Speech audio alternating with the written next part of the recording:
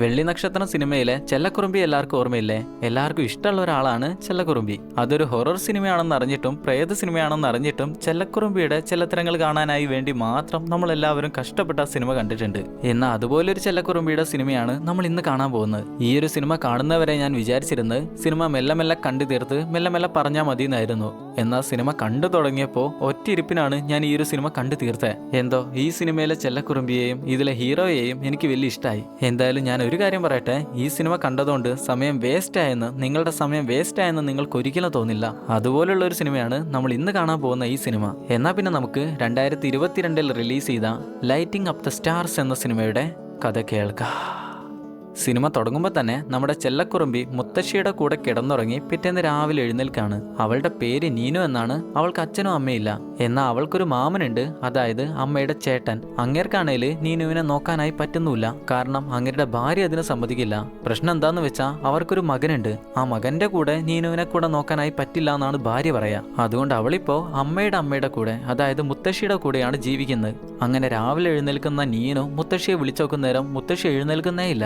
സത്യം പറഞ്ഞ മുത്തശ്ശി മരിച്ചു. ആ ഒരു കാര്യം അവൾക്ക് ഇതുവരെ മനസ്സിലായിട്ടില്ല. അങ്ങനെ സമയങ്ങൾ കഴിഞ്ഞുപോയി. ഇപ്പൊ ശവസംസ്കാര ചടങ്ങ് നടത്താനായി ഒരു ടീം അങ്ങോട്ട് വന്നിരിക്കുക. കൊറിയയിലൊക്കെ ഒരാൾ മരിച്ചാല് അവരുടെ കുടുംബത്തിന് ശവസംസ്കാര ചടങ്ങുകളൊന്നും നോക്കാനായി പറ്റില്ലെങ്കിൽ ഇതുപോലൊരു ടീം വന്ന് അതെല്ലാം ചെയ്തു കൊടുക്കും. നമ്മുടെ നാട്ടിൽ അങ്ങനെ ഉണ്ടോന്ന് എനിക്കറിയില്ല.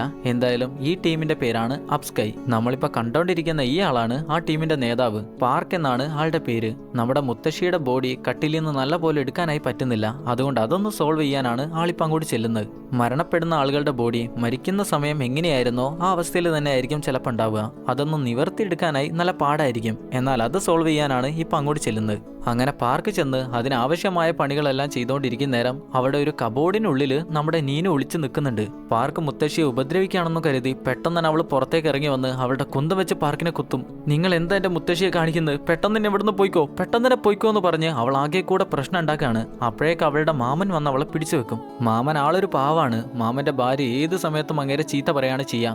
ഇന്ന് രാത്രി എങ്ങോട്ടോ പോകാനായി അവരുടെ കുടുംബം ഫ്ലൈറ്റ് ടിക്കറ്റ് എടുത്തിരുന്നു. എന്നാൽ ഇപ്പൊ മുത്തശ്ശി മരിച്ചോണ്ട് തന്നെ അതെല്ലാം ഡിലേ ആവുമോ എന്നുള്ളൊരു പേടിയാണ് ഭാര്യക്ക്. അതിന്റെ പേരിൽ ഇപ്പൊ മാമനെ ചീത്ത പറഞ്ഞുകൊണ്ടിരിക്കുക.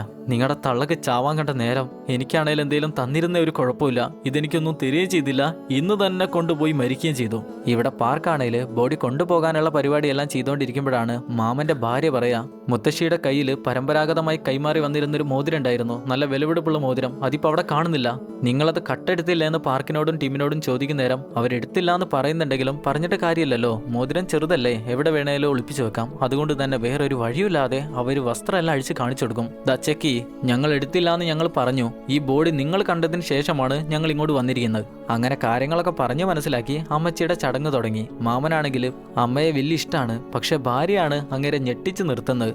ഇവിടെ ചടങ്ങെല്ലാം കഴിഞ്ഞ് മുത്തശ്ശിയെ പെട്ടിയിൽ കൊണ്ടുപോകുന്ന നേരം മാമന്റെ മകന് നമ്മുടെ ചെല്ലക്കുറുമ്പിയോട് പറഞ്ഞെടുക്കും, നിന്റെ മുത്തശ്ശിയെ അവരാ പെട്ടിയിൽ കൊണ്ടുപോവാണെന്ന്. അത് കേൾക്കുന്ന അവൾ ചോദിക്കും, മുത്തശ്ശി ആ പെട്ടിയിലോ?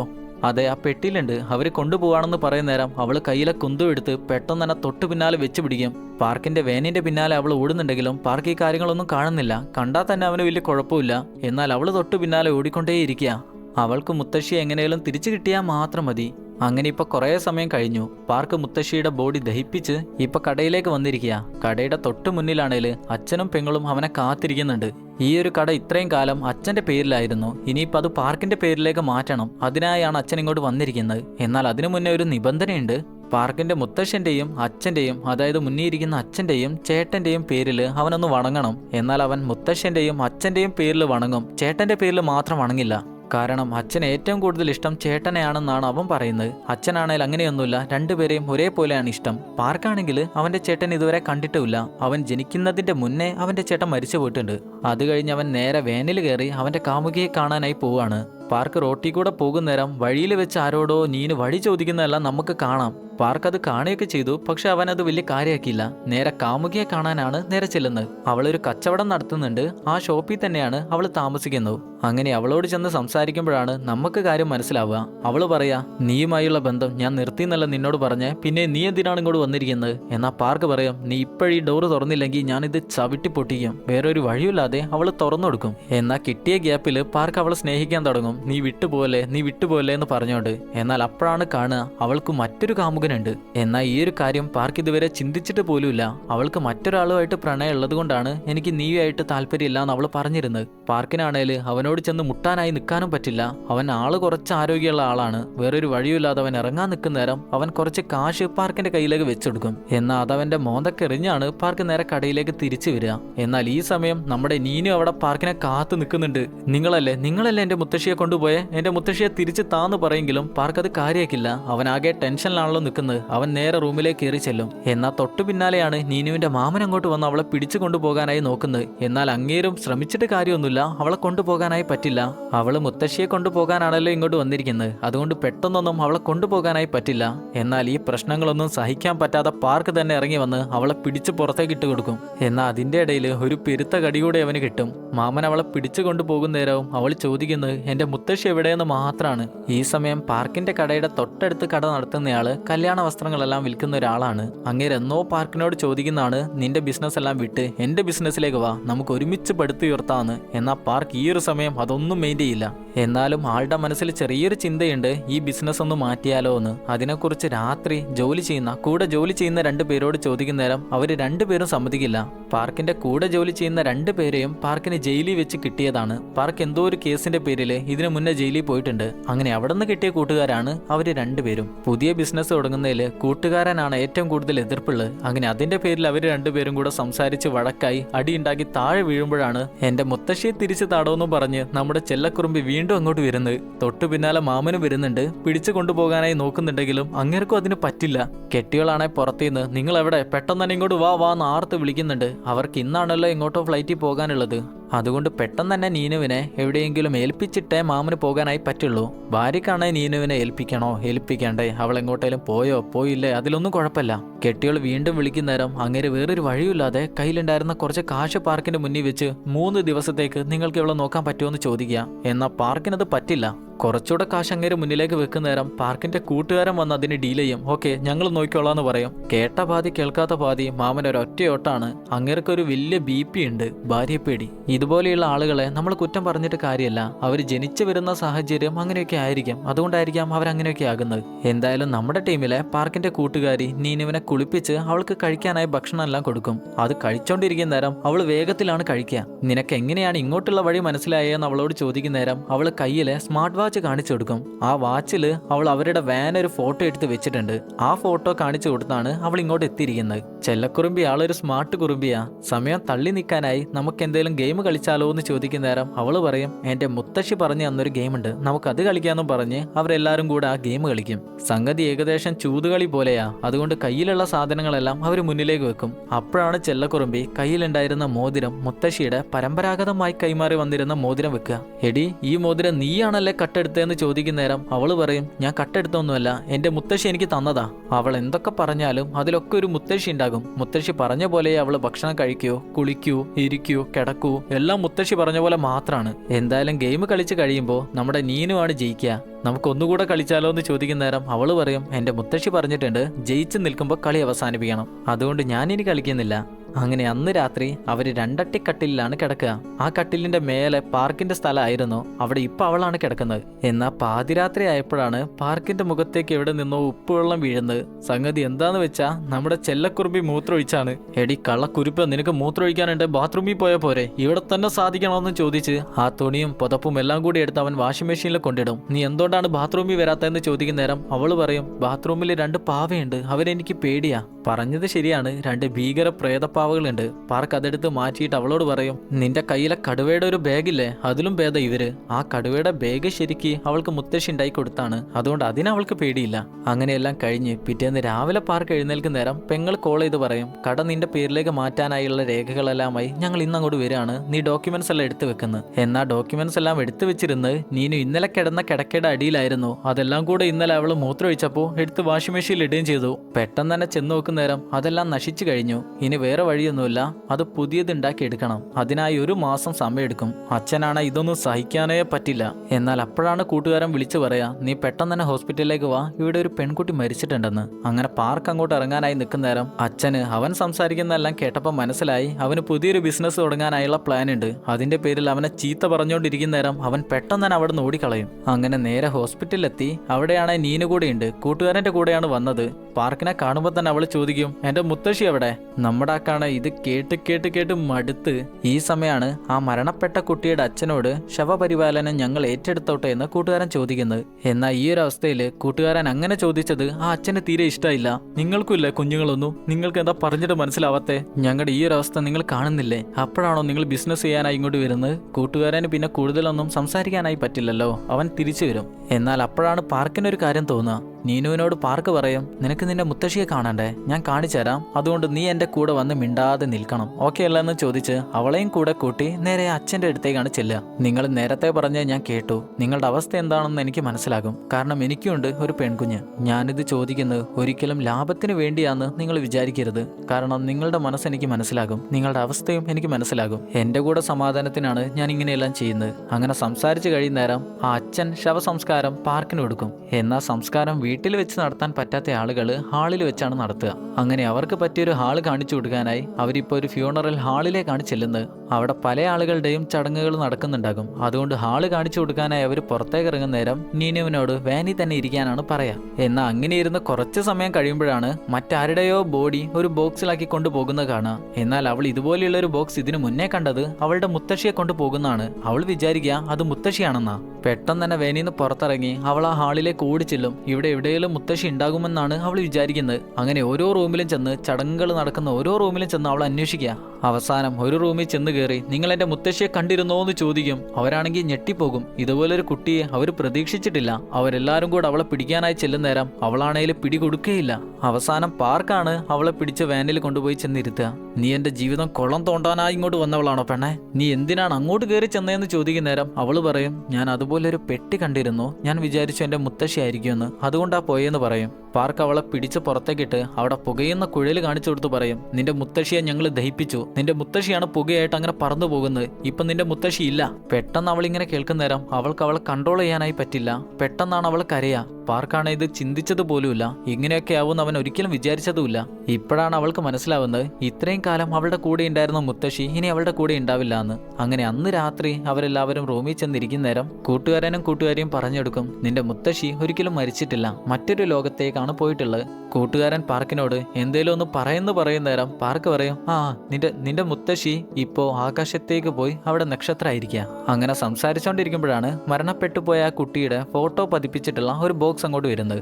ആ ബോക്സിൽ ഇനി അവളുടെ ചിതാഭസ്മവും അവളുടെ ഓർമ്മകളും എല്ലാം കൂടെ നിറച്ച് അവളുടെ അച്ഛനും അമ്മക്കും കൊടുക്കാനുള്ളതാ. ഇത് കാണുന്ന ചെല്ലക്കുറുമ്പി ചോദിക്കും, അവളും ചാരമാവാൻ പോവുകയാണോ? എന്നാ കൂട്ടുകാരൻ പറയും, ചാരമാവാൻ പോവല്ല, നക്ഷത്രം ആവാനായി പോവുക. എന്നാ അന്ന് രാത്രി അവരെല്ലാവരും കൂടെ ഉറങ്ങാനായി കിടക്കുന്ന നേരം നീനുവിനെ കാണുന്നില്ല. പാർക്ക് പുറത്തേക്ക് ചെന്ന് നോക്കുന്നേരം അവൾ ആകാശത്തെ നക്ഷത്രവും നോക്കി അങ്ങനെ ഇരിക്കുക. മാത്രമല്ല അവളുടെ വാച്ചില് അവളുടെ മുത്തശ്ശി സംസാരിച്ചിരുന്ന കുറേ വാക്കുകൾ അവൾ റെക്കോർഡ് ചെയ്ത് വെച്ചിട്ടുണ്ട്. നീനു, നീ എവിടെ? ഭക്ഷണം കഴിക്കാനുള്ള സമയമായി. നീനു, ഇന്ന് നിന്റെ ബർത്ത്ഡേ ആണ്, പുറത്ത് പോയിട്ട് കൂടുതലൊന്നും കളിക്കാൻ നിൽക്കണ്ട. അങ്ങനെ കുറേ കാര്യങ്ങൾ പറയുന്നതാണ് അവൾ കേട്ടോണ്ടിരിക്കുന്നത്. ഇത് കാണുമ്പോൾ തന്നെ നമുക്ക് മനസ്സിലാകും അവൾക്ക് മുത്തശ്ശി എത്രത്തോളം പ്രിയപ്പെട്ടതായിരുന്നു എന്ന്. എന്തായാലും പിറ്റേന്ന് രാവിലെ പാർക്ക് കണ്ണു തുറന്നു നോക്കുന്നേരം കാണുന്നത് ആ ചെറിയ കുട്ടിയുടെ ബോക്സിലായിരുന്നോ. അതിൽ നീനു കളർ ചെയ്തോണ്ടിരിക്കുന്ന. പാർക്ക് ഞെട്ടി എഴുന്നേറ്റ് അതെല്ലാം മയക്കാനായി നോക്കുന്നേരം അതൊന്നും മയയുന്നില്ല. ഇന്ന് 9 മണിക്കാണ് സംസ്കാര ചടങ്ങെല്ലാം നടക്കാൻ പോകുന്നത്. ഇനിയിപ്പോ വേറൊരു വഴിയുമില്ല. അങ്ങനെ അവർ ആ ചടങ്ങിന് പോയി. ചടങ്ങെല്ലാം കഴിയുന്നേരം ആ ബോക്സ് കൊടുക്കാനുള്ള സമയമായി. പാർക്ക് നീനുവിനോട് പറയും, നീ കാരണം എന്റെ ജീവിതം എങ്ങനെയാണ് കുളം തോണ്ടാൻ പോകുന്നതെന്ന് നീ തന്നെ കണ്ടു മനസ്സിലാക്കുക. അങ്ങനെ ആ ബോക്സായി നേരെ മാതാപിതാക്കളുടെ അടുത്തേക്ക് ചെല്ലുന്നേരം പെട്ടെന്ന് കൊടുക്കില്ല ബോക്സ്. പാർക്ക് പറയും, എന്റെ മോള് നിങ്ങളുടെ മോളോടുള്ള സ്നേഹം പ്രകടിപ്പിക്കാനായി തീരുമാനിച്ചു. അവളൊന്ന് എന്നാലും എന്താണ് പറയേണ്ടതെന്നറിയില്ല. അങ്ങനെ ആ തുണി മാറ്റുന്നേരാണ് അവർ ആ ബോക്സ് കാണുന്നത്.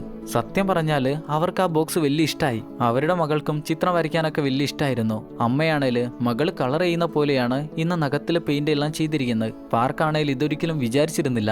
അമ്മ നേരെ നീനുവിന്റെ അടുത്ത് ചെന്ന് അവളുടെ മുടിയെല്ലാം നല്ലപോലെ കെട്ടിക്കൊടുക്കും. അച്ഛനാണേല് പാർക്കിന്റെ കയ്യിലേക്ക് കുറച്ചുകൂടെ അധികം കാശ് വെച്ചു കൊടുക്കുന്നേരം പാർക്ക് വേണ്ടാന്ന് പറയും.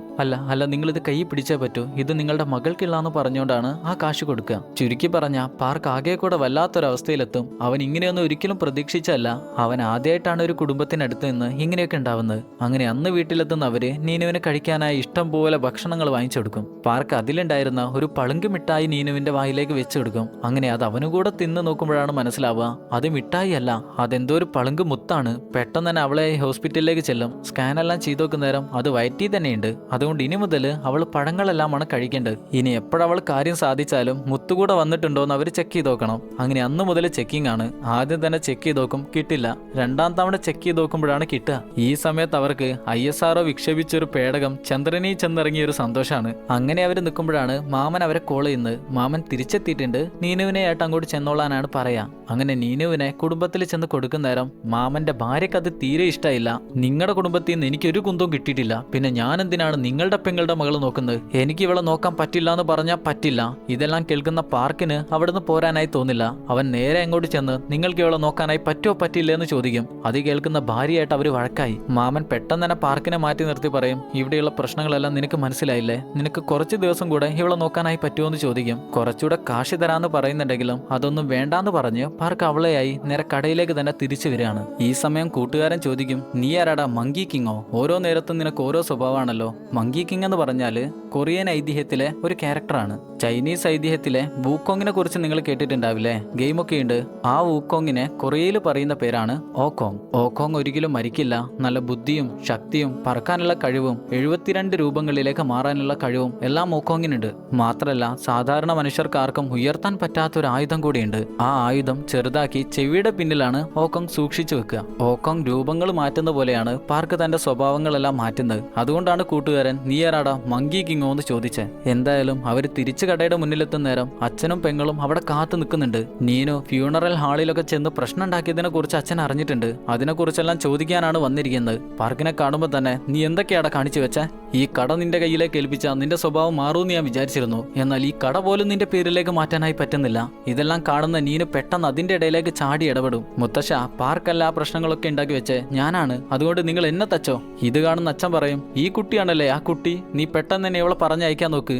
ശവങ്ങളുടെ ഇടയിലുള്ള ജോലി ഇവൾക്ക് പറഞ്ഞല്ല. ഇത് കേൾക്കുന്ന പാർക്ക് ചോദിക്കും, എനിക്ക് ഈ പ്രായമുള്ളപ്പോഴല്ലായിരുന്നോ നിങ്ങൾ എന്നെ ഈ ജോലിക്ക് കൊണ്ടുപോയിരുന്നത്? ഈ ഒരു കട എന്റെ പേരിലാക്കാനായി നിങ്ങൾ കൂടുതൽ ബുദ്ധിമുട്ടൊന്നും വേണ്ട, ഞാൻ ഈ കട കാശ് കൊടുത്ത് വാങ്ങിച്ചോളാം. അങ്ങനെയാണ് 30 ദിവസം കൊണ്ട് 3 ലക്ഷം യുവാൻ അത് നിനക്ക് തരാൻ പറ്റുന്നുണ്ട്, നീ കട വാങ്ങിച്ചോ.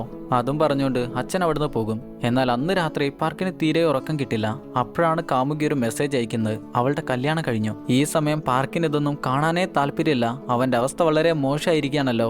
എന്നാൽ ഇതെല്ലാം കൂടെ നമ്മുടെ ചെല്ലക്കുറുമ്പി കണ്ടുകൊണ്ടിരിക്കുന്നുണ്ട്. പാർക്ക് ടെൻഷനായി ബോധമില്ലാതെ താഴെ വീഴുന്നേരം അതിന്റെ ഒരു ഫോട്ടോ ചെല്ലക്കുറുമ്പി മെല്ലെ എടുത്തു വെക്കും. പിറ്റേന്ന് രാവിലെ അവൻ അടിച്ചെഴുന്നേൽപ്പിച്ച് തലേന്ന് രാത്രി അവൾ എടുത്തു വെച്ചിരുന്ന ഫോട്ടോ അവന്റെ നമ്പർ വാങ്ങി അവന്റെ ഫോണിലേക്ക് അയച്ചെടുക്കും. ഇത് കാണുന്ന കൂട്ടുകാരൻ പേരും ചിരിയാ. അങ്ങനെ അന്നവർ ഭക്ഷണം കഴിക്കാനായി പുറത്തേക്ക് ചെല്ലുന്നേരം നീനു ആണെ കഴിക്കുന്ന ഭക്ഷണം താഴെ പോകുന്നുണ്ടെങ്കിലും അതും എടുത്ത് കഴിക്കാണ്. അങ്ങനെയുള്ളതൊന്നും എടുത്ത് കഴിക്കാൻ പറ്റില്ല എന്ന് പാർക്ക് പറയുന്നേരം അവൾ സമ്മതിക്കില്ല. എന്റെ മുത്തശ്ശി പറഞ്ഞിട്ടുണ്ട്, തറയിൽ വീണ ഭക്ഷണം 3 സെക്കൻഡ് മുന്നേ എടുത്തു കഴിച്ചാൽ ഒരു കുഴപ്പമില്ല. എന്നാൽ അവൻ പറയും, നിനക്ക് നല്ലപോലെ ജീവിക്കണേൽ 3 റൂൾസ് പറഞ്ഞുതരാം, അത് നീ ചെയ്തേ പറ്റൂ. 1, ഭക്ഷണം ചവച്ചരച്ച് മെല്ലെ കഴിക്കുക. 2, തറയിൽ വീണ ഭക്ഷണം കഴിക്കാൻ പാടില്ല.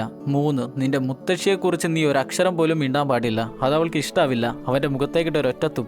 എന്നിട്ട് അവൾ കടയിലേക്ക് എഴുന്നേറ്റ് പോകും. പാർക്കും കൂട്ടുകാരനും കൂടെ എല്ലാം കഴിഞ്ഞ് കടയിലേക്ക് ചെല്ലുന്നേരം അവളെ ഇവിടെ കാണുന്നില്ല.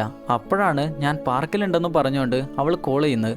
അവർ രണ്ടുപേരും കൂടെ അങ്ങോട്ട് ചെല്ലുന്നേരം അവളുടെ മുത്തശ്ശിയുടെ ഒരു കൂട്ടുകാരനെ അവർക്ക് പരിചയപ്പെടുത്തി കൊടുക്കും. പാർക്കിനെ പരിചയപ്പെടുത്തി കൊടുക്കുന്നത് ഇങ്ങേരാണ് എന്റെ മുത്തശ്ശിയെ നക്ഷത്രമാക്കി മാറ്റിയെന്നാണ്. എന്താണേലും ആ മുത്തശ്ശന്റെ കാര്യം എന്താന്ന് വെച്ചാൽ അങ്ങേരുടെ മരണച്ചടങ്ങ് നടത്തണം. അങ്ങേര് ജീവിച്ചിരിക്കുമ്പോൾ തന്നെയാണ് നടത്തേണ്ടത്. അങ്ങനെ ഒരിക്കലും ചെയ്യാൻ പറ്റില്ല, ഞങ്ങൾക്ക് താല്പര്യമില്ലെന്ന് പറഞ്ഞുകൊണ്ട് അവർ തിരിച്ചു വരുന്നേരം അപ്പാപ്പൻ വീണ്ടും പറയും, നിങ്ങൾ എങ്ങനെയൊക്കെയാണ് നടത്തുക? പാർക്ക് പറയും, സാധാരണക്കാരന്റെ ആണെങ്കിൽ ആ രീതിയിൽ, രാജാവിന്റെ ആണെങ്കിൽ നാട്ടുകാരെല്ലാവരും കരയുന്ന രീതിയിൽ, എന്തായാലും ഞങ്ങൾക്ക് ചെയ്യാൻ പറ്റില്ല എന്ന് പറയുന്ന നേരം അങ്ങേര് പറയും, എനിക്ക് രാജാവിന്റെ രീതിയിലാണ് വേണ്ടേ, നിങ്ങൾക്ക് പറ്റുന്നുണ്ടേ 3 ലക്ഷം യുവാൻ ഞാൻ ഇപ്പൊ തന്നെ നിങ്ങളുടെ അക്കൗണ്ടിലേക്ക് അയക്കാം. ഇത് കേൾക്കുന്ന നമ്മുടെ ടീമിന് ചെറുതായിട്ടൊരു സന്തോഷാവും. കാരണം പാർക്കിന്റെ അച്ഛൻ പറഞ്ഞിരുന്നത് 3 ലക്ഷം യുവാൻ തന്നാൽ ഈ കട നിന്റെ പേരിലേക്ക് മാറ്റി തരാന്നാണല്ലോ. ആദ്യം വെറുതെ കൊടുക്കാന്നായിരുന്നു പറഞ്ഞിരുന്നത്. പാർക്കിന്റെ വാശി കൊണ്ടാണ് 3 ലക്ഷം യുവാനിന് കൊടുക്കാന്ന് പറഞ്ഞേ. ഇപ്പോഴിതാ 3 ലക്ഷം യുവാൻ അവരെ തേടി വന്നിരിക്കുന്നു. ഇതെല്ലാം നമ്മുടെ നീനു കാരണമാണ്. അതുകൊണ്ട് തന്നെ അവർക്ക് വലിയ സന്തോഷമായി. അവർ ഈ പരിപാടി ഏറ്റെടുത്തു. അന്ന് രാത്രി എല്ലാവരും എല്ലാവരും ബിയറടിക്കുമ്പോൾ നീനു മാത്രമാണ് പാലടിക്കുക. എന്തായാലും അവരെല്ലാവരും കൂടി ഒരുമിച്ച് ചടങ്ങിന് ആവശ്യമായ സാധനങ്ങളെല്ലാം വാങ്ങാൻ തുടങ്ങി. 3 ലക്ഷം യുവാനാണ് അവരുടെ അക്കൗണ്ടിലേക്ക് ഇട്ടുകൊടുക്കുകയും ചെയ്തു. അവരിപ്പോൾ പരിപാടിയെല്ലാം തകൃതിയായിട്ടാണ് നടത്തുന്നത്. അങ്ങനെ നല്ലൊരു ദിവസം തിരഞ്ഞെടുത്ത് അവർ ഈ ചടങ്ങ് തുടങ്ങി. അവര് മുത്തശ്ശനെ ഒരു രാജാവിനെ പോലെ ജീവനോടെ ഒരു പെട്ടിയിൽ കിടത്തി പ്രജകളെ പോലെ അവരെല്ലാവരും വേഷമെല്ലാം അണിഞ്ഞ് കരഞ്ഞോണ്ടിരിക്കുക. എല്ലാവരും മരിച്ച അഭിനയ. ചെല്ലക്കുറുമ്പിയാണേലും അവരുടെ കൂടെ കരയാനായി ഉണ്ട്. അവളുടെ വേഷം ഓക്കെയാണ്, കയ്യിലൊരു കുന്തമൊക്കെ ഓൾറെഡി ഉണ്ടല്ലോ. എന്നാൽ അപ്പോഴാണ് ഒട്ടും പ്രതീക്ഷിക്കാതെ മരിച്ചഭിനയിക്കുന്ന മുത്തശ്ശന്റെ കുടുംബക്കാർ അങ്ങോട്ട് വരുന്നത്. നിങ്ങളൊക്കെ എന്ത് കാണിക്കാടോ എന്ന് ചോദിച്ചുകൊണ്ട് നമ്മുടെ ടീമിനെ എടുത്തിട്ട് പെരുക്കാൻ തുടങ്ങും. എന്നാൽ പാർക്കിന്റെ മേലെ ആരെങ്കിലും കൈവെക്കുന്നത് ചെല്ലക്കുറമ്പിക്ക് തീരെ ഇഷ്ടമല്ലല്ലോ. അതുകൊണ്ട് അവൾ ഇടപെടും. എന്നാൽ ഒരുത്തൻ അവളുടെ കയ്യിലുണ്ടായിരുന്ന കുന്തം വാങ്ങി ഒടിച്ചു കളയും. അങ്ങനെ ഇപ്പൊ ഇത് വലിയ പ്രശ്നമായി. പോലീസുകാർ അവരെ വന്ന് പിടിച്ചു. അങ്ങനെ കാര്യങ്ങളെല്ലാം ചോദിച്ച് മനസ്സിലാക്കി അവരെ പോലീസുകാർ പറഞ്ഞയക്കും. ഈ സമയം മരിച്ചഭിനയിച്ച മുത്തശ്ശൻ പുറത്തിരിക്കുന്നുണ്ട്. അങ്ങേര് പാർക്കിനോട് പറയും, നീ ഇപ്പൊ വിചാരിക്കുന്നുണ്ടാകും ഞാനൊരു ഭ്രാന്തനോ മണ്ടനോ ഒക്കെ ആയിരിക്കുമെന്ന്. 2 വർഷങ്ങൾക്ക് മുന്നെയാണ് എന്റെ വീട് പുതുക്കി പണിയാനായി ഒരു പാക്കേജ് എനിക്ക് കിട്ടുന്നത്. ആ കാശ് കുടുംബത്തിലേക്ക് വന്നതോടുകൂടെ എന്റെ കുട്ടികളെല്ലാവരും പരസ്പരം അടിയായി. എന്തുകൊണ്ടും ആ കാശ് എന്റെ കുടുംബത്തിന് നാശാണെന്ന് എനിക്ക് മനസ്സിലായി. അതുകൊണ്ട് അതെന്തെങ്കിലും ചെയ്തേ പറ്റൂന്നായിരുന്നു എനിക്ക്. അപ്പോഴാണ് നീനു എൻ്റെ അടുത്ത് വന്ന് പറഞ്ഞേ, നിങ്ങൾ എന്തോ ഒരു വലിയ പ്രശ്നത്തിൽ വന്ന് പെട്ടിരിക്കുകയാണ്. 3 ലക്ഷം യുവാനാണ് നിങ്ങൾക്ക് വേണ്ടതെന്ന്. അതുകൊണ്ടാണ് ഞാൻ നിങ്ങൾക്ക് തന്നെ ഈ ഒരു ജോലി തന്നെ. അവളുടെ മുത്തശ്ശി സഹിക്കാവുന്നതിലും അപ്പുറം യാതനകളെല്ലാം അനുഭവിച്ചിട്ടുണ്ട്. നിങ്ങൾ ഒരിക്കലും ആ ഒരു കഷ്ടപ്പാട് നീനുവിനെ അറിയിക്കാൻ പാടില്ല. നീ ഒരു രക്ഷാധികാരിയെ പോലെ അവൾക്ക് വേണ്ടതെല്ലാം ചെയ്തു കൊടുക്കണം. അങ്ങനെ അതും കേട്ട് തിരിച്ചു കടയിലേക്ക് എത്തുന്ന പാർക്കിനെ കാത്തിരിക്കുന്നത് അവന്റെ അച്ഛനാണ്. ഈ പ്രശ്നങ്ങളൊക്കെ അറിഞ്ഞ അച്ഛൻ കടയിപ്പ തല്ലി പൊളിച്ചോണ്ടിരിക്കുക. നീ എന്റെ പേരിൽ ഇത്തരം നാണക്കേടുകൾ ഉണ്ടാക്കി വെക്കുന്നതിലും നല്ല ഈ കട അടിച്ചു പൊളിക്കുന്ന. എന്നാ ഈ സമയത്തും കുറുമ്പി ഇടപെടും. നിങ്ങൾ എന്തിനാണ് പാർക്കിനെ കുറ്റം പറയുന്നത്? എന്നെ പറഞ്ഞാ പോരെ, ഞാനല്ലേ ഇതെല്ലാം ചെയ്തു വെച്ച്. എന്നാ പാർക്ക് ഇടയിൽ കയറി പറയും, നിങ്ങൾ എന്തിനാണ് വെറുതെ എന്നെ ബുദ്ധിമുട്ടിക്കാനായി വരുന്നത്? ചെറുപ്പത്തിൽ എനിക്ക് കാർട്ടൂൺ കണ്ടിരിക്കാൻ വലിയ ഇഷ്ടമായിരുന്നു. എന്നാൽ നിങ്ങൾ സമ്മതിച്ചില്ല. നിങ്ങൾ എന്നെ ഈ ജോലിക്ക് കൊണ്ടുപോയി. സത്യം പറഞ്ഞാൽ നിങ്ങൾക്ക് എന്നെ ഇഷ്ടമല്ലായിരുന്നു. നിങ്ങൾ എന്തിനാണ് ഇതെല്ലാം ചെയ്യുന്നതെന്ന് എനിക്കറിയാം. നിങ്ങൾ വിട്ടുപോയ നിങ്ങളുടെ മൂത്ത മകൻ അവനെ തിരിച്ചു കൊണ്ടുവന്ന് ഈ സ്ഥലം അവന്റെ കൈ കൊടുക്കാനല്ലേ? ഇപ്പോഴും അവനോട് മാത്രം സ്നേഹം, കൂടെയുള്ള എന്നോട് വേണ്ട. ചുരുക്കി പറഞ്ഞ പാർക്കിന് അറിയില്ല അവന്റെ ചേട്ടൻ ശരിക്കും മരിച്ചുപോയി എന്നുള്ള കാര്യം. അതിനെക്കുറിച്ച് അച്ഛനും ഇതുവരെ പറഞ്ഞു കൊടുത്തിട്ടില്ല. എന്നാൽ അവൻ ഇങ്ങനെയെല്ലാം സംസാരിക്കുന്ന കാണുന്നേരം അവന്റെ ചേച്ചി അവനിട്ട് ഒരു അടിയും കൊടുത്താണ് അന്ന് അച്ഛന്റെ കൂടെ അവിടെ നിന്ന് ഇറങ്ങി പോവുക. അച്ഛന് നല്ലപോലെ വിഷമായിട്ടുണ്ട്. അന്ന് രാത്രി നമ്മുടെ ആള് ഒടിഞ്ഞു പോയിരുന്ന നീനുവിന്റെ കുന്തം കെട്ടി ശരിയാക്കി അവളുടെ കയ്യിലേക്ക് വെച്ചു കൊടുക്കും. എന്നാൽ അവള് വിഷമത്തിൽ ചോദിക്കും, ഞാൻ കാരണമല്ലേ നിങ്ങൾക്ക് ഇങ്ങനെയെല്ലാം സംഭവിക്കുന്നത്? എന്നാൽ പാർക്ക് പറയും, നീ അതിനെക്കുറിച്ചൊന്നും ചിന്തിക്കല്ലേ, നീ കാരണമൊന്നുമല്ല, ഇതെല്ലാം എന്റെ പ്രശ്നം തന്നെയാ. നീ ഇന്ന് ഉറങ്ങുന്ന നേരം നിന്റെ മുത്തശ്ശി സ്വപ്നത്തില് നിന്നെ കാണാനായി വരും. ഈ സമയം പാർക്കിന് അവളുടെ വാച്ച് കാണിച്ചു കൊടുക്കും. ഇന്നുണ്ടായ പ്രശ്നത്തിന്റെ ഇടയിൽ അവളുടെ വാച്ച് കേടായി. താൽക്കാലികമായി പാർക്ക് അവളുടെ കയ്യിൽ ഒരു വാച്ച് വരച്ചു കൊടുക്കും. പിറ്റേന്ന് രാവിലെ എഴുന്നേൽക്കുന്ന നേരം അയൽപ്പക്കത്തെ ചേച്ചിയും മകനും കൂടെ നീനുവിന് വിദ്യാഭ്യാസമല്ലല്ലോ എന്ന് പറഞ്ഞ് കളിയാക്കും. അതുകൊണ്ട് തന്നെ പാർക്ക് അവളുടെ മാമനെ കാണാനായി ചെല്ലും. അവളുടെ വിദ്യാഭ്യാസത്തെക്കുറിച്ച് ചോദിക്കുന്ന നേരം അങ്ങേർക്കൊരിക്കലും അവൾ എടുക്കാനായി പറ്റില്ലല്ലോ, ഭാര്യ സമ്മതിക്കില്ലല്ലോ. അതുകൊണ്ട് ആരെങ്കിലും അവളെ ദത്തെടുത്താൽ മാത്രമേ അവളെ പഠിപ്പിക്കാനായി കഴിയൂ. പാർക്കിന് അവളെ ദത്തെടുക്കണമെന്നുണ്ടെങ്കിൽ തന്നെ അതിന് പറ്റില്ല. 40 വയസ്സോ അല്ലെങ്കിൽ വിവാഹിതനോ ആയിരിക്കണം. എന്നാൽ മാത്രമേ അവളെ ദത്തെടുക്കാൻ പറ്റൂ. അതുകൊണ്ട് നമ്മുടെ ആള് അവിടെ നിന്ന് നേരെ കൂട്ടുകാരിയെ കാണാനാണ് ചെല്ലുന്നത്. അവളെ കല്യാണം കഴിച്ചാല് നീനുവിനെ ദത്തെടുക്കാൻ പറ്റുമല്ലോ. അങ്ങനെ അതിനെക്കുറിച്ച് സംസാരിക്കാനായി നിൽക്കുമ്പോഴാണ് ആ റൂമിൽ ശരിക്കും കൂട്ടുകാരനും കൂട്ടുകാരിയും രഹസ്യമായിട്ട് കല്യാണം കഴിച്ചിരുന്നു. പാർക്കിന് ഈ കാര്യം നേരത്തെ അറിയില്ല. അവരിപ്പോഴാണ് അറിയാ. എന്തായാലും ഇനി കുഴപ്പമൊന്നുമില്ല, അവര് രണ്ടുപേരും ദത്തെടുത്താൽ മതി. അവർക്കാണേലും വേറെ കുഴപ്പമൊന്നുമില്ല. അങ്ങനെ നീനുവിനെ അവര് ദത്തെടുത്തു. നീനുവിന് മനസ്സിലായി പാർക്കല്ല അവൾ എടുത്തിരിക്കുന്നത്, അവര് രണ്ടുപേരും ആണെന്ന്. അതിന്റെ വിഷമം അവൾക്ക് ചെറുതായിട്ടൊന്നുണ്ട്. എങ്ങനാണേലും അടുത്ത ദിവസം മുതൽ അവൾ സ്കൂളിൽ കൊണ്ടുപോകാനായി വലിയ പാടാണ്. അകത്തേക്ക് അവൾ പോവില്ല, അവളെ പിടിച്ചു കൊണ്ടിടണം. എന്നാലും അവൾ കരയില്ല, അത് വേറെ കാര്യം. അതിന്റെ ഇടയിൽ പാർക്ക് അവളുടെ വാച്ച് നന്നാക്കാനായി കൊണ്ടുചെന്ന് കൊടുക്കുമ്പോഴാണ് മനസ്സിലാവുക ആ വാച്ച് നന്നാക്കുന്നതിലും ഭേദം പുതിയൊന്ന് വാങ്ങുന്നതാണ്. അതുകൊണ്ട് തന്നെ പുതിയൊരു വാച്ച് വാങ്ങി പാർക്ക് അവൾക്ക് കൊടുക്കും. എന്നാൽ അവള് ചോദിക്കും, ഇതിൽ മുത്തശ്ശിയുടെ ശബ്ദം ഉണ്ടോന്ന്.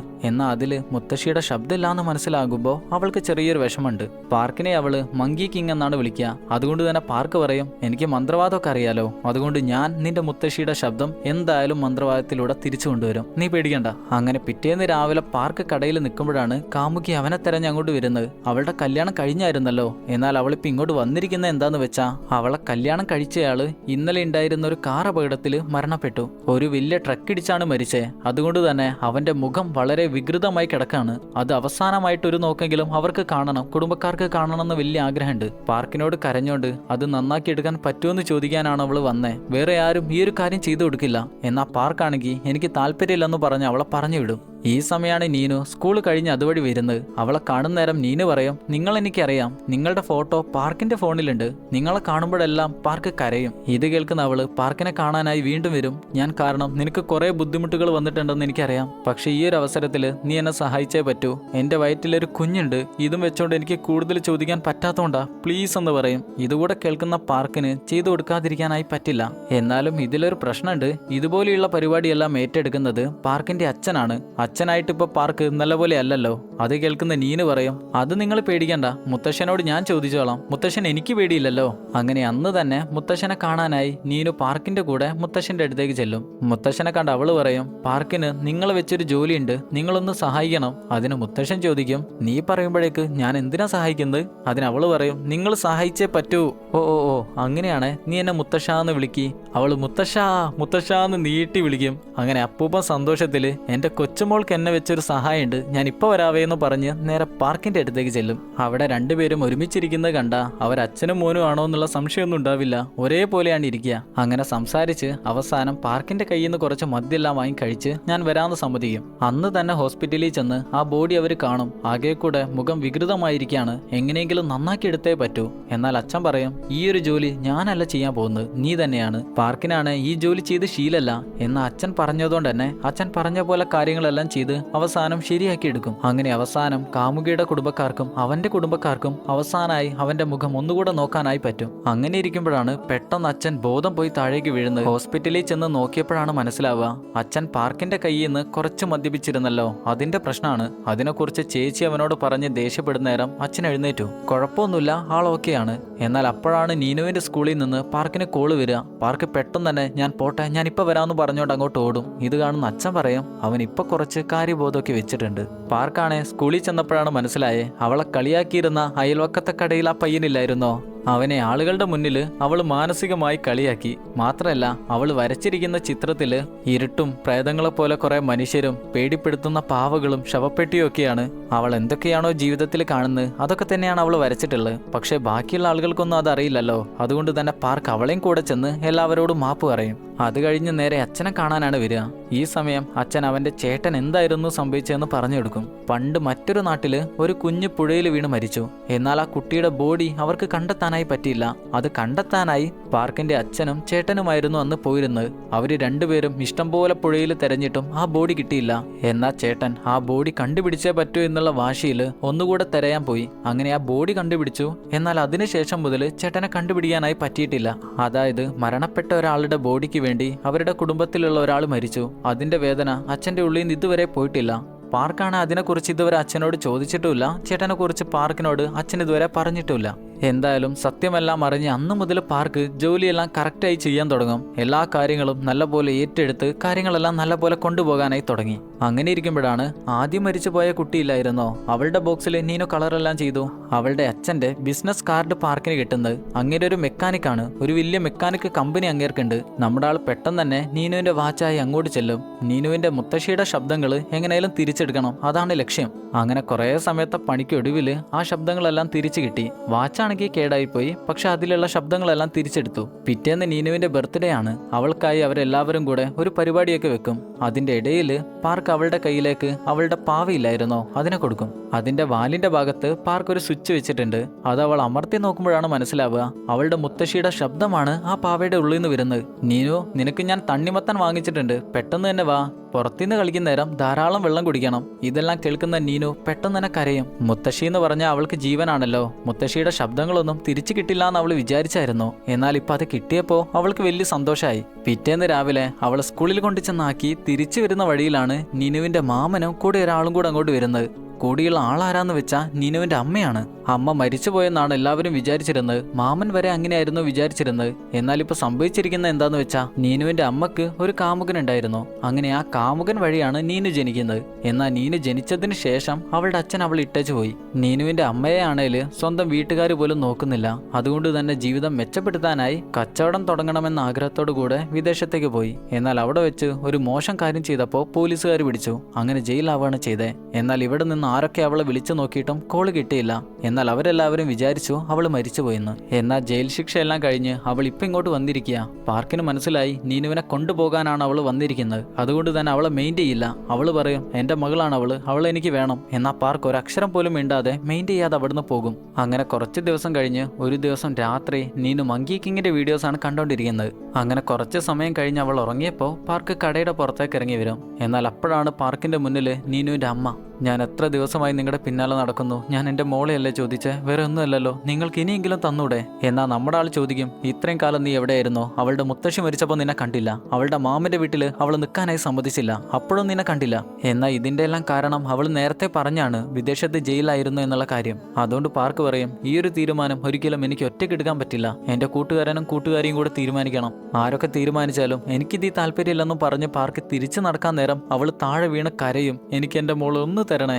അവസാനം നമുക്ക് തീരുമാനം ഉണ്ടാക്കാന്ന് പറഞ്ഞ് അവളെ പറഞ്ഞയക്കും. പിറ്റേ ദിവസം അവരെല്ലാവരും കൂടി ഒരുമിച്ചിരുന്ന് ഭക്ഷണം കഴിക്കുന്ന നേരം പാർക്കിന്റെ മുഖത്ത് വലിയ സന്തോഷമല്ല, എന്തോ ഒരു വിഷമം. നീന് ചോദിക്കുകയും ചെയ്യും, നിങ്ങളുടെ മുഖത്തെന്താ വലിയ സന്തോഷമൊന്നും ഇല്ലാത്തതെന്ന്. എന്നാൽ പാർക്ക് അതിനൊന്നും പറയില്ല. എന്തായാലും അന്നത്തെ ദിവസമാണ് നീനുവിന്റെ സ്കൂളിലെ മീറ്റിംഗ് മാത്രമല്ല പല പല പരിപാടികളും നടക്കുന്നുണ്ട്. അതിനായി പാർക്കാണ് അവളുടെ കൂടെ പോകുന്നത്. ആന മത്സരം, പശു മത്സരം, ഡാൻസ്, അങ്ങനെ പല പല പരിപാടികളുണ്ട്. അതിലെല്ലാം പാർക്ക് പങ്കെടുക്കുകയും ചെയ്യും. എല്ലാവർക്കും വലിയ സന്തോഷമായി. പരിപാടിയുടെ അവസാനം അച്ഛനമ്മമാർക്ക് കുട്ടികൾ ഒരു ഗ്രീറ്റിംഗ് കാർഡ് ഉണ്ടാക്കണം. എന്നാൽ നീനുവിന് കൊടുക്കാൻ പാർക്ക് മാത്രമല്ലേ ഉള്ളൂ. അങ്ങനെ പാർക്കിന്റെ കയ്യിലേക്ക് കൊടുത്തോണ്ട് അവള് പറയും, ഒരു കാര്യം എനിക്ക് മനസ്സിലായി, എന്റെ മുത്തശ്ശി എന്തായാലും ഇനി തിരിച്ചു വരാൻ പോകുന്നില്ല. അങ്ങനെയാണെങ്കിലും എനിക്കതിൽ പേടിയൊന്നുമില്ല. കാരണം ഇപ്പൊ എനിക്ക് അച്ഛനെന്ന് പറയാൻ നിങ്ങളുണ്ടല്ലോ എന്ന് പറഞ്ഞ് കെട്ടിപ്പിടിക്കും. അവൾ ഇങ്ങനെയെല്ലാം സംസാരിക്കുമെന്ന് പാർക്ക് ഒരിക്കലും വിചാരിച്ചില്ല. അന്ന് രാത്രി വീട്ടിലെത്തുന്ന പാർക്ക് നിന്റെ അച്ഛന്റെ അഡ്രസ് എന്താന്ന് ചോദിക്കും. അതിനവൾ പറഞ്ഞു കൊടുക്കുകയും ചെയ്യും. അബ്സ്കൈ നമ്പർ 73 ഹുവായിയാൻ റോഡ്, യുവ ജില്ല.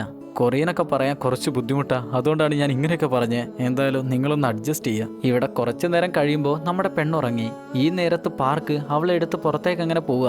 എന്നാൽ അപ്പോഴാണ് മനസ്സിലാവുന്നത് അവളുടെ അമ്മ അവളെ കൊണ്ടുപോകാനായി വന്നിരിക്കുന്ന ടാക്സിയിൽ പാർക്ക് അവളെ ചെന്ന് കിടത്തും. അത് കഴിഞ്ഞ് അവൾക്ക് വേണ്ടപ്പെട്ട സാധനങ്ങളെല്ലാം ആ വണ്ടിയിൽ കയറ്റിക്കൊണ്ടിരിക്കുക. അമ്മയോട് പറയും, ഇതവൾക്ക് വേണ്ടപ്പെട്ട വാട്ടർ ബോട്ടിലാണ്, ഇതിൽ മാത്രമേ അവൾ വെള്ളം കുടിക്കൂ. ഇതവളുടെ കടുവ ബാഗ് അവളുടെ മുത്തശ്ശി കൊടുത്താണ്. അവൾക്ക് ലോകത്തിൽ മറ്റെന്തിനേക്കാളും ഇഷ്ടം ഇത് മാത്രമാണ്. പിന്നെ ഒരു കാര്യം കൂടെ, അവളോട് മോശമായി പെരുമാറാൻ പാടില്ല.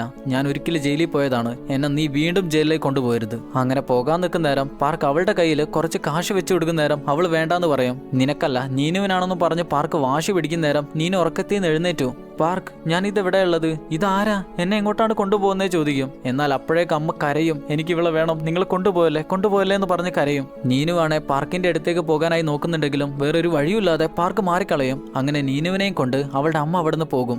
എന്നാൽ പെട്ടെന്നാണ് പാർക്കിന് അവളെ ഒന്നുകൂടെ കാണാനായി തോന്നുക. കാറിന്റെ പിന്നിൽ കുറേ ഓടുന്നുണ്ടെങ്കിലും അവളെ പിന്നെ കാണാനായി പറ്റില്ല. കാർ അങ്ങനെ വേഗത്തിൽ പോവാണ്. പിറ്റേ ദിവസം രാവിലെയാണ് കൂട്ടുകാർ രണ്ടുപേരും കാര്യം അറിയുന്നത്. അതിന്റെ പേരിൽ രണ്ടുപേരും അവനെ ചീത്ത പറയും. എപ്പോഴും നിനക്ക് തോന്നുന്ന കാര്യം മാത്രം ചെയ്യാം, നിനക്ക് വേണ്ട പോലെ മാത്രം ജീവിക്കാം, ബാക്കിയുള്ളവർക്കൊന്നും നീ ഒരു വിലയും കൊടുക്കുന്നില്ലേ? രണ്ടുപേരും മാറി മാറി ചീത്ത പറയുന്ന നേരം പാർക്കിനത് നല്ലപോലെ കൊള്ളുന്നുണ്ട്. എന്നാലും ഒന്നും സംഭവിക്കാത്ത പോലെ അവൻ അങ്ങനെ ചിരിക്കുക. എന്നാൽ ഈ സമയമാണ് പെങ്ങള് വിളിച്ച് അച്ഛൻ മരിച്ചു എന്നുള്ള കാര്യം പറയാം. ഇത് കേൾക്കുന്നതോടെ പാർക്കിന്റെ മുഖം ആകെ മാറി. കരഞ്ഞോണ്ട് അവിടെ നിന്ന് അപ്പം തന്നെ അച്ഛനെ കാണാനായി ചെല്ലും. അച്ഛന്റെ മരണച്ചടങ്ങ് എങ്ങനെയായിരിക്കണമെന്ന് പാർക്കിനോട് മാത്രം അച്ഛൻ പറഞ്ഞിട്ടുണ്ട്. ആ രീതിയിൽ വലിയ ആർഭാടമൊന്നുമില്ലാതെയാണ് അച്ഛന്റെ ചടങ്ങെല്ലാം ചെയ്ത് തീർക്കുക.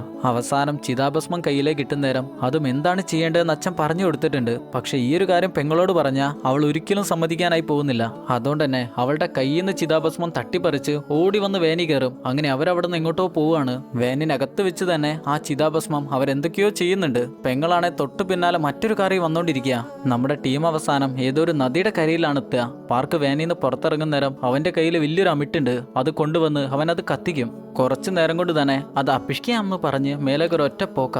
അങ്ങനെ ആകാശത്ത് വെച്ച് അത് പൊട്ടിത്തെറിക്കും. ഇതായിരുന്നു അച്ഛൻ പാർക്കിനോട് പറഞ്ഞിരുന്നത്. അച്ഛൻ എങ്ങനെയായിരുന്നോ വിചാരിച്ചത് അതുപോലെ തന്നെ പാർക്ക് ചെയ്യുകയും ചെയ്തു. എന്നാൽ അപ്പോഴാണ് പാർക്കിന്റെ ഫോണിലേക്ക് നീനുവിന്റെ അമ്മ വിളിച്ച് നീനുവിനെ കാണുന്നില്ല എന്ന് പറയാം. അത് കേൾക്കുമ്പോൾ തന്നെ നമ്മുടെ ടീം എല്ലാവരും കൂടെ അവളെ തെരഞ്ഞിറങ്ങി. നാട്ടിൽ എവിടെയൊക്കെ പോയി തെരഞ്ഞു നോക്കിയിട്ടും അവളെ കണ്ടുപിടിക്കാനായി പറ്റുന്നില്ല. നാടായ നാട് മുഴുവനും തെരഞ്ഞു, എന്നാലും അവളെ കണ്ടുപിടിക്കാൻ പറ്റുന്നേയില്ല. നീനുവിന്റെ അമ്മയാണെ ആകെ കൂടെ പേടിച്ചിരിക്കുക. അങ്ങനെ തെരഞ്ഞ് അവസാനം അവർ കടയുടെ മുന്നിലെത്തും. എന്നാൽ അപ്പോഴാണ് തൊട്ടു പിന്നേന്ന് പാർക്ക് എന്നൊരു വിളി കേൾക്കുക. പുറത്തേക്ക് ഇറങ്ങി നോക്കുമ്പോൾ നമ്മുടെ നീനുണ്ട് അങ്ങോട്ട് വരുന്നു. അവളെ കാണുമ്പോൾ തന്നെ പാർക്ക് അവളുടെ അടുത്തേക്ക് ഓടിച്ചെല്ലും. അവൾ ഇങ്ങോട്ട് ഓടി വരും. അവൾ ആ വസ്ത്രത്തിൽ കുന്തം പിടിച്ച് നിൽക്കുന്നത് കാണാൻ തന്നെ ഒരു പ്രത്യേക രസമാണ്. എന്നാൽ അവളെ കാണുമ്പോൾ തന്നെ പാർക്ക് അവളെ ചീത്ത പറയും. നീ എങ്ങോട്ട് ഇറങ്ങിപ്പോയ? നീ എന്തിനാ ഇറങ്ങിപ്പോയ? നീ എവിടെയെങ്കിലും പെട്ടുപോയിരുന്നെങ്കിലോ? ആരെങ്കിലും നിന്നെ പിടിച്ചുകൊണ്ട് പോയാലോ? അങ്ങനെയെല്ലാം ചോദിക്കുന്ന നേരം അവൾ കണ്ണ് നിറഞ്ഞുകൊണ്ട് പാർക്കിന്റെ അഡ്രസ്സ് പറഞ്ഞു കൊടുക്കും. അച്ഛൻ്റെ അഡ്രസ്സ് അറിയുന്നിടത്തോളം ഞാൻ ഒരിക്കലും ഒറ്റക്കാവില്ല എന്ന് പറഞ്ഞ് അവൾ കരയും. ഇത് കാണുന്ന പാർക്കിന് അവൾ കരയുന്ന കണ്ടു നിൽക്കാനേ പറ്റില്ല. പെട്ടെന്ന് തന്നെ അവളെ കെട്ടിപ്പിടിക്കും. ഇനി ഒരിക്കലും നിന്നെ ഞാൻ ആർക്കും വിട്ടുകൊടുക്കില്ല എന്ന് പറഞ്ഞുകൊണ്ട് പാർക്കും കരയും. അങ്ങനെ എന്തായാലും കുറച്ച് ദിവസം കഴിഞ്ഞാൽ പാർക്കിന്റെ കൂട്ടുകാരന്റെയും കൂട്ടുകാരിയുടെയും കല്യാണമാണ്. അതിതുവരെ ആരെയും അറിയിച്ചിട്ടില്ലായിരുന്നല്ലോ. ഇപ്പോഴെല്ലാവരെയും അറിയിച്ചുകൊണ്ട് അയലത്തെ കച്ചവടക്കാരൻ ചേട്ടന്റെ കടയിൽ വെച്ചാണ് കല്യാണ പരിപാടികളെല്ലാം നടത്തുക. ഈ ഒരു പരിപാടിക്കാണെങ്കിൽ നീനുവിന്റെ അമ്മ കൂടെ വന്നിട്ടുണ്ട്. അമ്മയുടെ കൂടെ ഇപ്പൊ നീനുവിനെ കൊടുത്തയച്ചിട്ടില്ല. എന്തായാലും പരിപാടി കഴിഞ്ഞപ്പോൾ അവൾ അങ്ങനെ പോകാൻ നേരത്ത് പാർക്ക് അവളോട് ചോദിക്കും, നിനക്കും ഞങ്ങളുടെ കൂടെ ജോലി ചെയ്യാനായി താല്പര്യമുണ്ടോ? അതിന്റെ അർത്ഥം എന്താന്ന് വെച്ചാ നീ എന്റെ കൂടെ പോരുന്നു എന്നാണ്. അവളാണ് ഈ ഒരു കാര്യം കേൾക്കാനായി കാത്തിരിക്കുകയായിരുന്നു. എന്തായാലും അവളതിന് സമ്മതിച്ചു. പിന്നെ നമ്മൾ കാണുന്നത് അവരെല്ലാവരും കൂടെ രാത്രി ചെല്ലക്കുറുമ്പിയുടെ കൂടെ ആപ്പിളും കഴിച്ചുകൊണ്ട് ആകാശത്തെ നക്ഷത്രമായിരിക്കുന്ന മുത്തശ്ശിയെയും പാർക്കിന്റെ അച്ഛനെയും നോക്കിയിരിക്കുന്നതാണ്. അങ്ങനെ അവരെല്ലാവരും ആകാശത്തേക്ക് നോക്കിയിരിക്കുന്നത് കാണിച്ചുകൊണ്ട് ലൈറ്റിംഗ് അപ്പ് ദ സ്റ്റാർസ് എന്ന സിനിമ അവസാനിക്കുന്നു. സിനിമ എന്തായാലും എല്ലാവർക്കും ഇഷ്ടപ്പെട്ടെന്നുള്ള കാര്യം എനിക്ക് ഉറപ്പാണ്. ഇനി അങ്ങനെ അല്ലാത്ത ആരെങ്കിലും ഉണ്ടോ എനിക്കറിയില്ല. ചിലപ്പോൾ അങ്ങനെയുള്ളവരുണ്ടായിരിക്കാം. എന്നാലും അങ്ങനെയുള്ളവരുണ്ടായിരിക്കുമോ? എന്തായാലും ചെല്ലക്കുറുമ്പിയുടെ ചെല്ലത്തരങ്ങൾ ഇഷ്ടപ്പെട്ടവര് മറക്കാതെ വീഡിയോക്ക് ഒന്ന് ലൈക്ക് ചെയ്യുക. സിനിമയെക്കുറിച്ചുള്ള അഭിപ്രായങ്ങൾ മറക്കാതെ ഒന്ന് കമന്റ് ചെയ്യുക. ചാനൽ സബ്സ്ക്രൈബ് ചെയ്യാത്തവര് മറക്കാതെ സബ്സ്ക്രൈബ് കൂടെ ചെയ്യുക. എന്നാൽ പിന്നെ ഇതുപോലെ നല്ലൊരു സിനിമയായി അടുത്ത വീഡിയോയിൽ കാണുന്നവരെ Tata bye bye. Film Chronicle.